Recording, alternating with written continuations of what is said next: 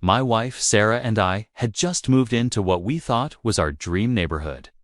It was one of those pristine, gated communities with perfectly manicured lawns and a homeowners association that seemed to have a rule for everything. We were excited, especially since Sarah had just been promoted.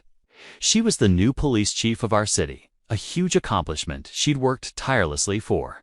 To celebrate, I bought her a brand new, custom Rolls-Royce Ghost.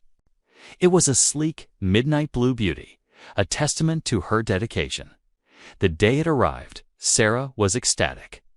She parked it in our driveway, just for a few hours, wanting to admire it before we made space in the garage. That was our first mistake. The next morning, we woke up to a nightmare. The Rolls was a wreck. The windshield was shattered, the hood was dented, and deep scratches ran along its side. It looked like someone had taken a baseball bat to it. We were both in shock. Who would do something like this? Tucked under the windshield wiper was a smug little note. It read, Rule 1, 7b. All vehicles must be parked in the garage overnight. This is your first and final warning.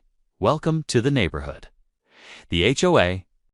Sarah's face went from disbelief to a cold, hard fury I had never seen before. She didn't say a word. She just took a picture of the note, then calmly called for a forensics team from her precinct to come over. This wasn't just vandalism anymore. It was personal. Leading the charge against us was the head of the HOA, a woman named Janice. She was the self-proclaimed queen of the neighborhood, a busybody with too much time on her hands. When my wife and I attended our first HOA meeting a few days later, Janice was preening. She made a grand speech about upholding community standards and the importance of following the rules, with several pointed looks in our direction. Sarah let her finish. Then she stood up. The room quieted down. "My name is Sarah," she said, her voice steady and clear. "And as of last week, I am the new chief of police for this city." You could have heard a pin drop. Janice's smug smile vanished, replaced by a look of pure, unadulterated panic.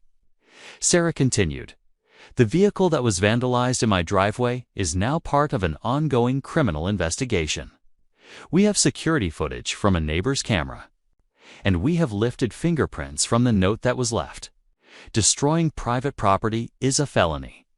Janice started sputtering, trying to backtrack, claiming it was all a misunderstanding, that maybe some kids were responsible. But it was too late. The other board members looked horrified, quickly distancing themselves from her. Over the next week, Sarah's investigation moved with surgical precision. The security footage clearly showed two figures, easily identifiable as Janice's two sons, both in their late teens, smashing up the car while Janice watched from her porch. The fingerprints on the note matched hers perfectly. Faced with the irrefutable evidence, they were arrested. The charges were serious: felony vandalism, conspiracy, and for Janice, contributing to the delinquency of minors. The news spread through the neighborhood like wildfire. Suddenly, our doorbell started ringing. One by one, our neighbors came over, not to complain, but to thank us. It turned out Janice had been terrorizing the community for years with her petty tyranny.